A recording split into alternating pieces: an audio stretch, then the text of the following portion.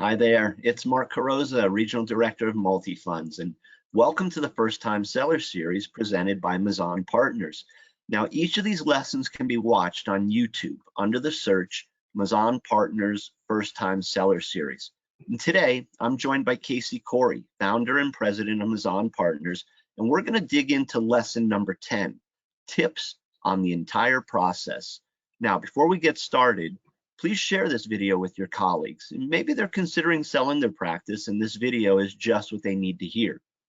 All right, let's get to it. So Casey, I'm excited to dig into our final lesson today, but before we do, please tell us a little bit about Mazan Partners and why you decided to create the First Time Seller Series. Thanks, Mark. Mazan Partners is a mergers and acquisitions firm. We founded in 1996. We help buyers and sellers come together, and we've created what we call the empathetic buyer process, which is our process to do those things. The whole reason that we decided to do this series in the first place was that, buyers can buy over and over again. They get better at it every time. Sellers typically only sell one time. So, we wanted to sort of level the playing field for sellers. And so that's been our objective all along. So today, Casey, we're gonna culminate the series, and we're going to have you walk us through the sale from start to finish with all of your suggestion and the points to remember for the seller at each stage of this process. And we're going to hit 6 different bullet points. Number 1, prepare to sell. 2, have standard questions you want answered by any buyer. 3, examine the buyer's practice. 4, the letter of intent. 5, the agreement. And 6, the transition. So Casey, let's start with what the seller should do to prepare to sell. So when you're preparing to sell, the more prepared that you can be, the better. If you ask serial buyers, like the big firms like Mercer and Dynasty and some of those, when you ask them what the difference between a good seller or somebody they're really interested in and somebody that's not, it's that person has prepared, that they have all their information together and that they're prepared to make that sale. Not just their attitude, but just the things that we'll talk about here. So the first thing you want to do is you want to decide what you want. Are you someone that wants to sell and stay on for some period of time? Are you someone that wants to sell and walk away and, head off into the sunset right away? Do you want an internal succession, a succession plan essentially,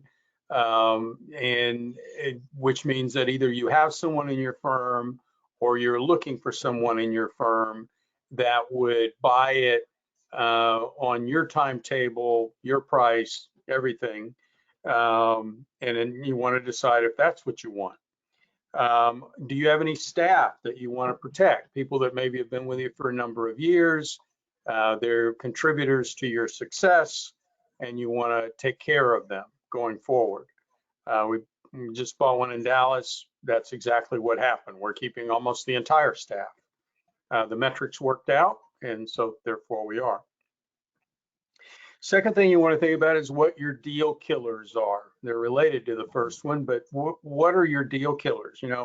Price, terms, timing, when you and you got to be careful with deal killers though, because you want to remain somewhat flexible, but you also want to be able to walk away from this deal thinking, this sale, and say, I got a good deal. I'm happy with the deal. I'm happy with the people I'm selling it to. So you want to really think, soul search or whatever you want to call it, kind of think about what it is that's going to be important to you to be able to feel those way, you know, in that way. Then you want to get your metrics, I mean, all your data together, your metrics together, if you will. You'll need this for evaluation anyway, and any bank is going to need it for the buyer. But you know, most buyers are going to want to see a list of your clients with no names on it, but with age, assets, tenure, in other words, how long they've been your client, revenue of that particular client, product mix, what do you have them invested in? All of those things will go to valuation, and they'll also go to transition ability. In other words, the ability for them to transition to their business. You want 3 or 4 years of a profit and loss statement. Again, that goes to growth, but it also goes to, you know, the different items in your practice that you're spending money on. They want to look at that and say, okay, I don't have to spend that. You know, I've already got that. You know, they're looking for economies of scale and things like that. But if there are certain things that you're spending money on that they're going to have to acquire, or they're going to have to continue, then they're going to want to know that. Staff, for example, would be a good example. You want to run, you know, commission runs or you know, fee runs, either from your custodian or your broker dealer or both, for, you know, 3 or 4 years. Again, that has to do with growth. The more of this data that you can provide for them, frankly, the higher price you're going to get, because buyers are worried about risk. They're worried about the risk of the transition. They're worried about the risk of losing money and so forth. And the more you can give them data that will help them identify whether there's a risk or not, if they don't have the data, then what they will do in order to create or to address that risk is that they will reduce the price. They'll say, all right, I can't afford that risk, so, you know, here's price. But if they know the data and they can eliminate some of that risk or uncertainty, then you'll end up getting a better price. I recommend that you get a valuation done. I think you should get one of your own. You know, we usually do one for a client. If we look at a seller, we do one. But I think you should get one of your own that you paid for, so that you know when someone comes to you, whether or not they're offering you, excuse me, a good deal or not. You really don't know that unless you get that valuation done. The other thing about a valuation is that you may determine that it's not worth as much as you thought it was, and it may not be time to sell. You know, you may want to hang on for a while. You know, if you know you need a certain amount of money to retire, and this is your primary asset, and you can't get that much out of it because it's not worth that, you may want to keep working until you get it. Those are the kinds of things you do. I wouldn't do anything without a non-disclosure up front, by the way, but I would, you know, from the buyer. But those are the things that I would start to think about in terms of preparing yourself to sell. Okay, so then next would be the questions you want to ask any potential buyer. Right. Pardon me, I'm getting over the flu, so my voice is a little cracking. Like you said, I mean, there are standard questions that you want to ask from any buyer. Not all buyers are good buyers. You know, you've probably read where there's 50 buyers to every seller. That may be true. There may be 50 people in an area that are interested in buying, but they're not necessarily good buyers. We get 3 to 5 requests a week from people that want to buy. I took 3 last year, 3 new clients, because the rest of them, in my opinion, were not very good buyers. So anyway, you want to guard against that. So you want to look at their investment style. Is it polar opposite of yours, or is it close enough to yours that your clients are not going to see a big change? What's their service model? How do they onboard clients? How does that compare to the way you do it? How do they treat their clients? How does that compare to the way that you do it? In other words, if you're seeing your clients 12 times a year and they're seeing them 4 times a year, your clients are liable to feel like they're underserved, in that first year. And most sellers care about 2 things: getting paid or, on reasonable terms, and secondly, taking care of their clients so that they're not embarrassed by the new buyer. And that's really what you're trying to go to in all of these questions about being a buyer. Evidence of their ability to pay you. That could be a letter of credit from a bank. It could be a commitment letter from a bank or a private equity firm. You want to see even their credit score. It could be, you want to see that they have the wherewithal, before you spend a lot of time with them, wherewithal that they can actually afford to pay you when the time comes. Are they a hybrid or are they fee only? Which are you? What matters to you?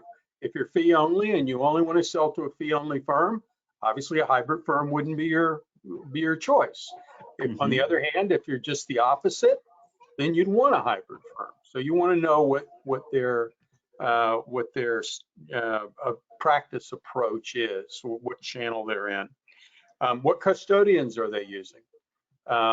It's not necessary or critical to have the same custodian, because most RIAs, when they buy one that has a different custodian, will probably adopt the other one anyway because they're already on that custodian.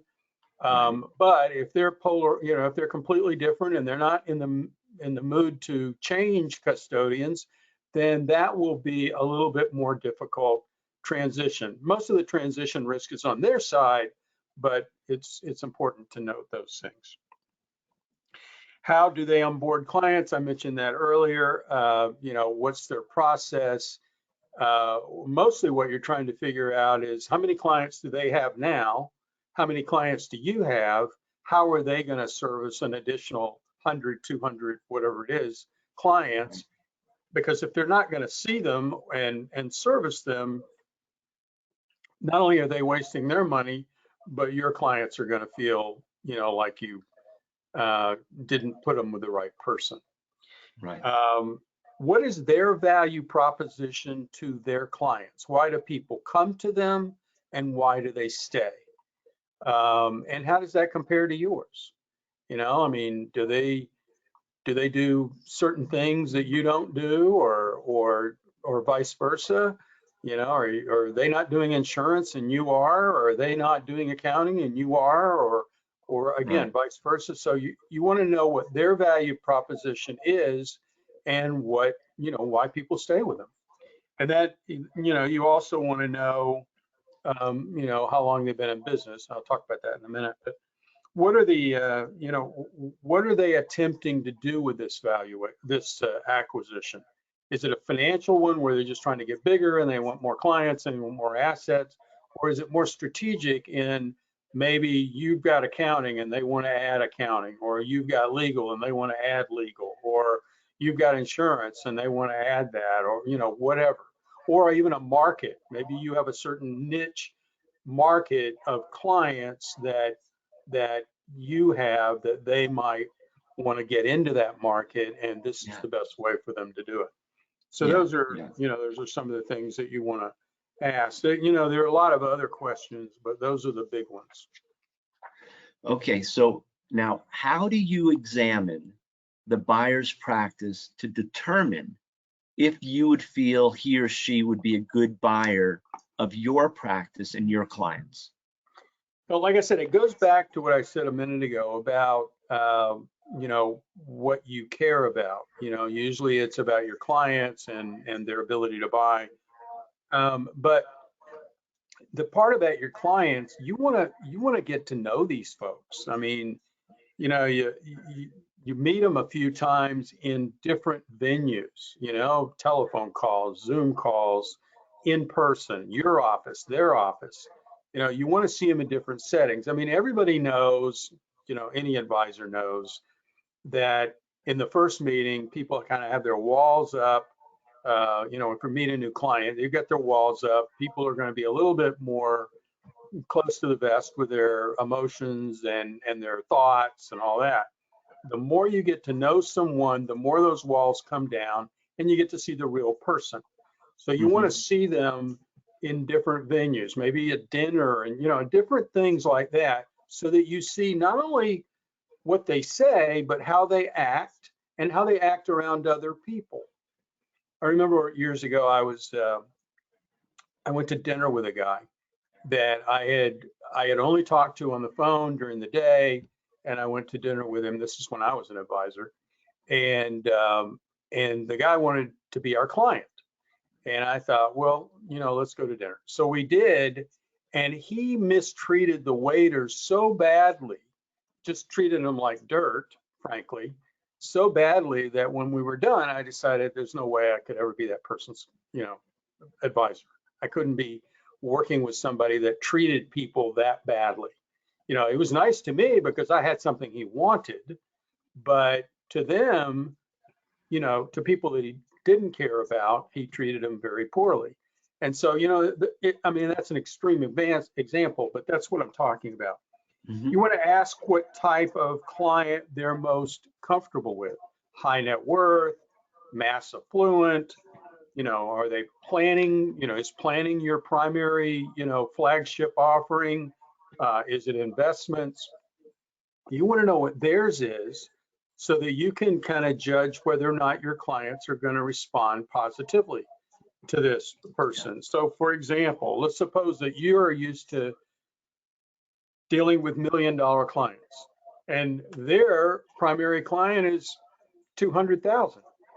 Or let's say you're 5 million and they're 200,000. Or do they have the sophistication to deal with your clients? Or if it's the other way around, are they going to be able to relate to the clients that you have? Because maybe they're used to dealing with people that are, you know, a bit more sophisticated. So those are the kinds of things that you want to find out about, is who their clients are, what type of clients they have, how did they get them, did they buy the firm, did they build it, did they inherit it, you know, whatever. And it tells you a lot about the way that they do things, and that in comparison to how you do things. Obviously, you want to know how long they've been in the business. You know, you might want to go to their office, and you probably do want to go to their office and meet their staff. You know, want to see how the staff treats people, and make sure that you think that that staff would respond well with your, you know, that your people would respond well with that. Or if you're going to have them take some of your staff, are they going to get along? You know, you can make judgment calls about that. But you want to see their office. You want to see how they do things. You know, do they have a neat office? Do they take care of, you know, things? Do they look, you know, like they're pretty well organized, or does it look like, you know, a storm just went through? And I've seen both. And, you know, you got to be careful about that. And then finally is the staff and the advisors. How many staff members do they have? What do they do? What is it that, you know, what are their roles? Are they certified, you know, are they credentialed? How many advisors do they have? Because that goes to servicing your clients. You know, if there's more than one person in there, that's helpful. How many of those folks have, you know, client contact? What are the other staff members doing? I mean, are they doing financial plans? Are they doing, you know, other things? But you want to know more about that.